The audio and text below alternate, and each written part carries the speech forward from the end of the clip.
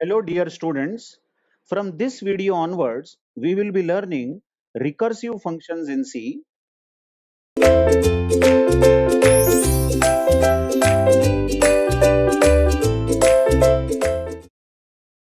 There will be many videos and many examples of recursive functions given in this tutorial because in every GATE exam, there is at least one question on recursion asked for 2 marks. And trust me, once recursion is properly understood with some fundamental examples, it will be very easy for attempting any such question of 2 marks on recursion. First of all, the definition of recursion is a function which calls itself is called recursive function. For instance, the program that I have written here contains a fact function. The name of the function is fact, and you can see in the body of the function, within the body of the function, there is a mention of fact again over here.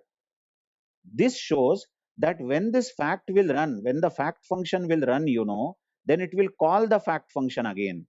This is the call to the same function. Fact function is calling itself. Then this is recursion. By the way, till now, whatever examples we saw that main function had a call to function, a call to another function. Like in this example also, main has a call to fact function. Of course, main calls the fact function. But what happens when fact starts running? When this fact starts running, it calls itself. And again fact starts running and it calls itself. This is recursion, isn't it? So now let's see intuition behind recursion and how easy it is to develop a recursive function. Trust me, once you know this, once you go through this explanation, believe, believe it that you will be able to develop any recursive function with absolutely no trouble. So let's see what is development of recursive function. Somebody asks us to write n factorial. Now, how do you define n factorial recursively? N factorial is n into n minus 1 factorial. Everybody knows this math definition. Now, what is the relation of this math definition with recursion? You just see that what are we defining? We are defining n factorial, isn't it? And to find n factorial, we need somebody's factorial. So, factorial takes help of factorial. That's recursion. Fact, fact function takes help of fact function. There is a call to same fact function. Then any such math expression is called recursive expression, or we say it is a recurrence relation. Now, how do you map this? How do you map this in C language? How to write this in C code? It is so straightforward. You want to find n factorial, so you write it as fact function instead of this exclamation symbol. Instead of this exclamation symbol, you write the name of the function is fact. And whose factorial you are finding? You are finding n factorial. So that will become the parameter int n, isn't it? Now what does it do? N factorial is equal to, we have written. Now this equal to becomes return statement.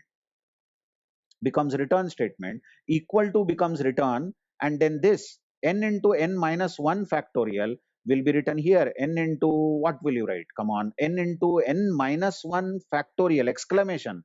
This exclamation, how will you write this? You won't write exclamation, of course, but exclamation was written as fact function, so you are finding fact of n minus 1. So fact of int n is going to return n multiplied by fact of n minus 1. Check it out again. Fact of 3, suppose n is 3, will say return 3 into, this n is 3 into fact of 2, correct or not? 3 into 2 factorial. Now comes the interesting part. If you write this fact function just as it is, as I have written, this will go into indefinite recursion. This will go in infinite recursion. How come? You know fact of 3 will result in fact of 2. N minus 1 is 2. Fact of 2 will result in fact of 1. Fact of 1 will result in fact of 0. And height is fact of 0 will result in fact of minus 1. And everybody knows fact of minus 1 is impossible. In fact, recursion should stop. Just check these words very carefully. Recursion should stop. Function should not call itself if n is 0.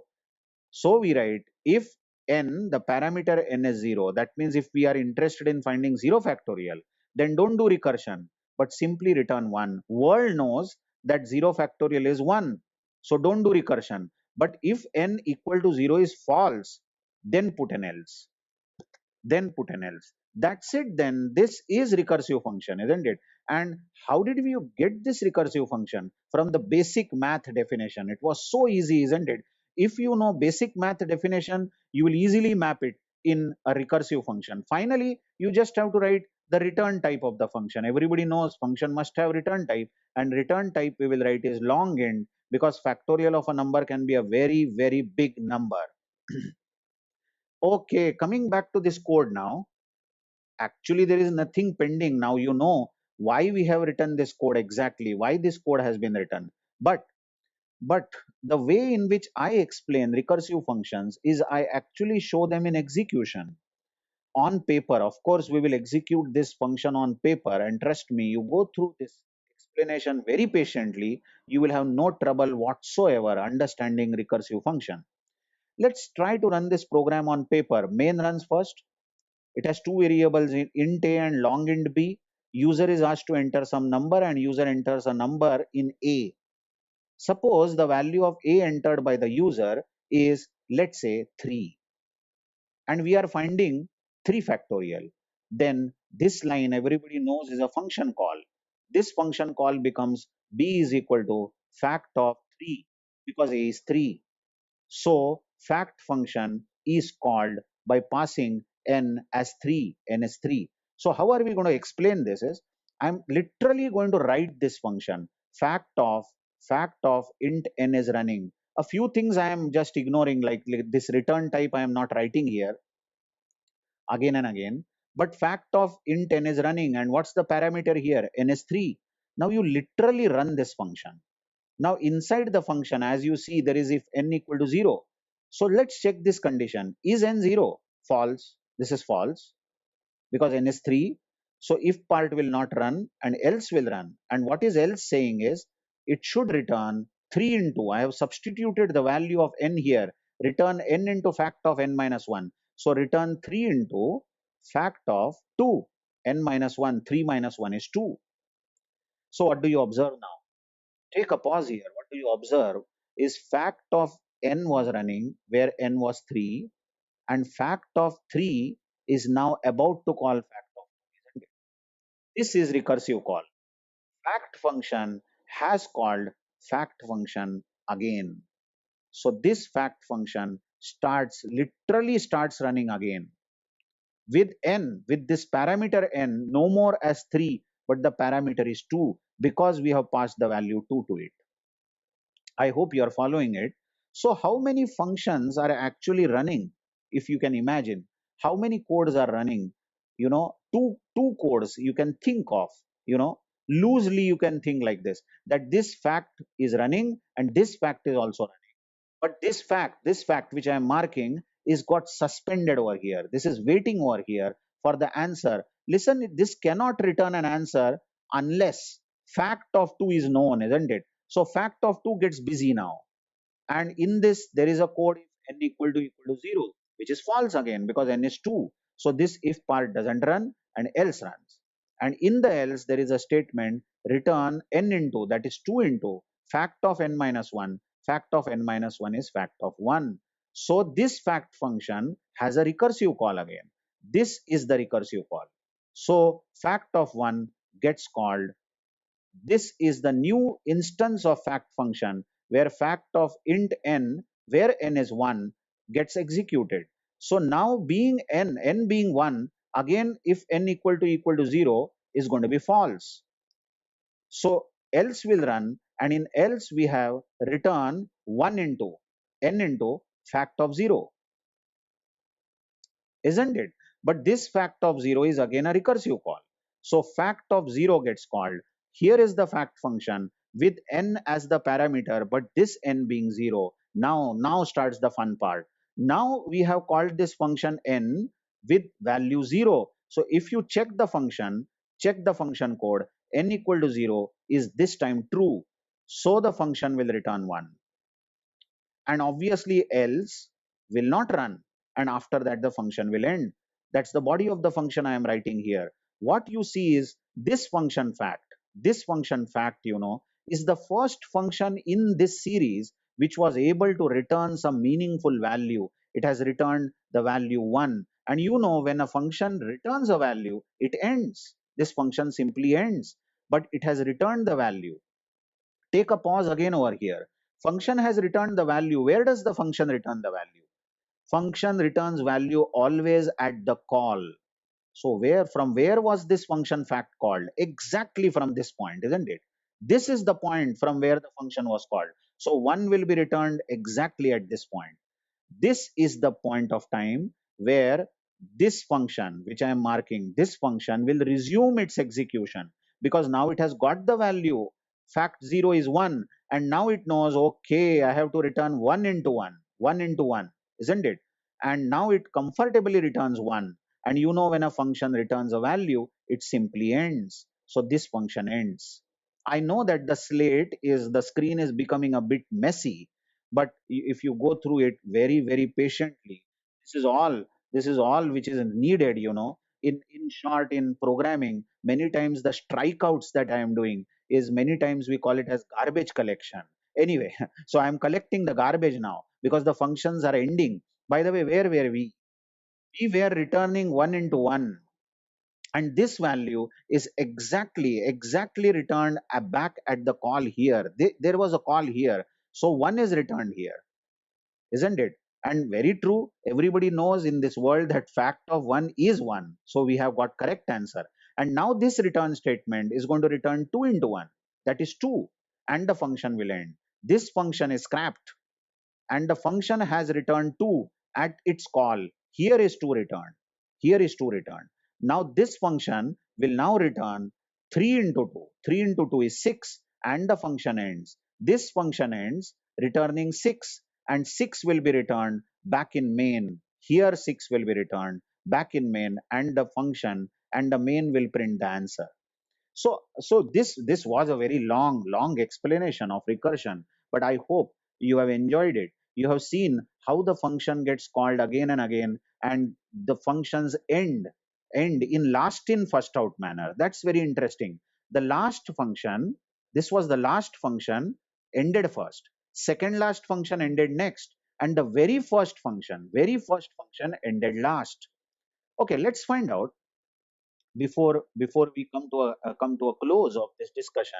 Let's find out another way of working on paper with this function. Because in gate exam, if any question on recursion is asked, you simply can't draw such a big picture and then know, oh, this will be the output. That will take a lot of time. So how do you work on paper and understand what will be the output? Let's say we have again called from main, we have called b is equal to fact of 3. Assume that a is 3. So this is the first call from main. So fact of 3 gets called, and n is 3. So how we show it on the paper is, we show that fact of n is running. Okay, we don't write the return type like int n. It is understood. And this n is 3. The parameter is 3.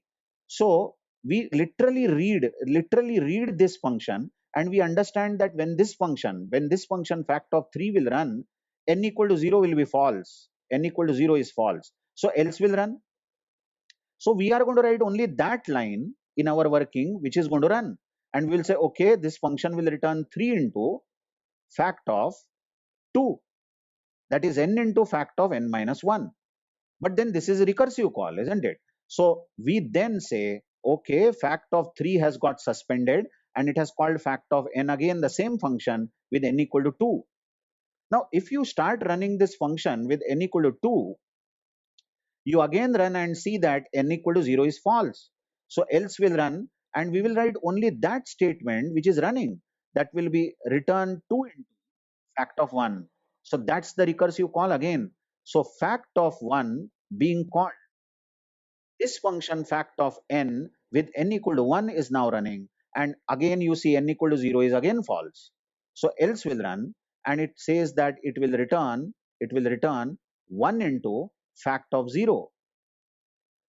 but then this is a recursive call. So fact of 0 now gets called, fact of 0 now gets called, n is 0, and now when you run this with n equal to 0, n equal to 0 is true, so the function returns 1. And you know, when a function returns an answer, it simply ends. This function is scrapped. And 1, this value 1, will be returned exactly at the call. So in our working, we can get one value over here, this value, and obviously the previous function will resume saying that, okay, now I can return 1 into 1. 1 into 1 is 1, and this function also will be scrapped, returning 1 successfully over here at the call. Now this function, the caller function, the function which had called, will resume, and it returns 2 into 1. 2 into 1, that is 2, will be returned at its call. Here the call was present, isn't it? And the function will be scrapped. And the calling function will resume, which will return 3 into 2, 3 into 2 being 6, and this function also will be scrapped, and 6 will be returned at the call. Here 6 will be returned, and finally the main will print factorial as 6. So you saw very fundamental of function, how to read a recursive function. You know, you have to become readers of recursive function. By the way, before I end this video, I would like all of you to think recursively. You have to think any problem recursively. Only then you will be able to state the recursive function in C language very comfortably. Lots of videos we are going to see on recursive functions and expertise ourselves in this topic. Thank you very much.